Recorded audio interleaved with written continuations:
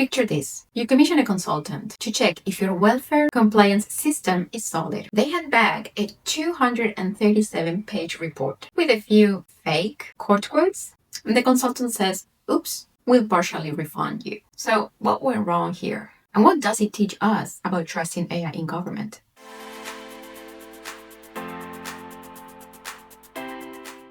Hi, my name is Flo, and if you want to understand how AI shapes your feed and your choices, subscribe to this channel.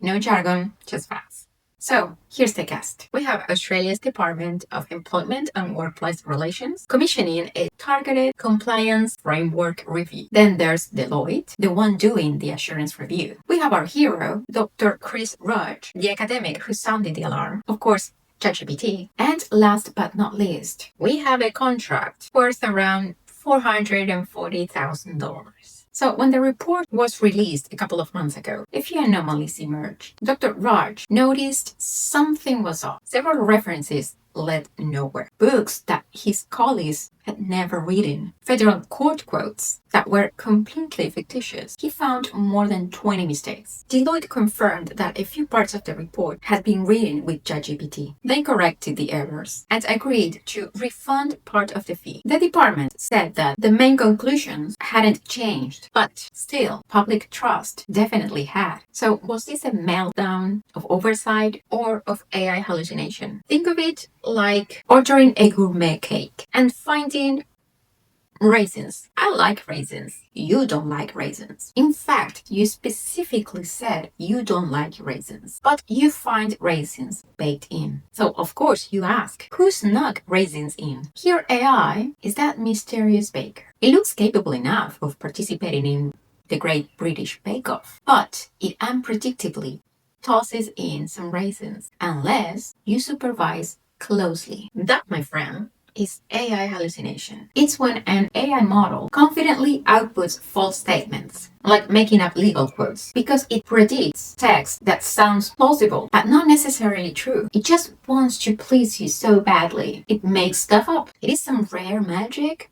No. It is well known. You can't fully eliminate hallucinations, but you can reduce them. So how do serious organizations guard themselves? Well, the first safeguard is data discipline. Before an AI ever drafts a sentence, its access should be fenced to verified legal databases. That way, it can't wander into imagination. Next comes human oversight. Every quotation or citation produced by an AI has to land on a lawyer's or researcher's desk for a manual check. It's tedious, yeah, but that's the point. Don't let the AI just run wild, saying things that are not verified. Let's fact check the federal court quote Deloitte included in its report. Here's the line the AI made up, and here's the real quote that replaced it later. Watch out, I'll use some fancy equipment to verify this. Let's look for the first quote. Nope, there's no burden anywhere. But here's the real quote. Now, that wasn't too bad, right?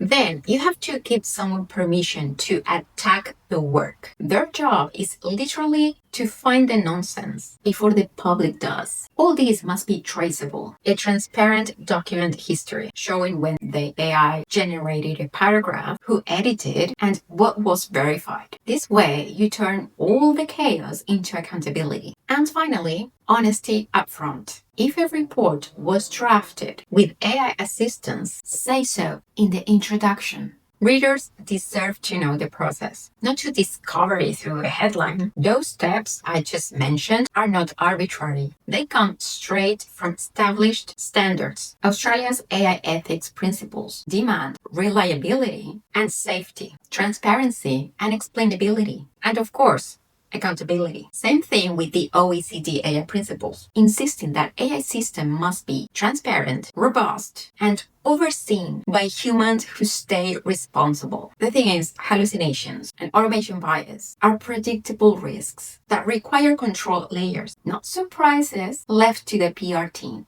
So yeah, we have a $440,000 report with a few imaginary footnotes that led to a refund and a red face for Deloitte.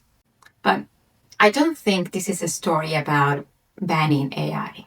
It is, however, a story about trust, governance, and control. If Deloitte can hallucinate through ChatGPT, so can any of us.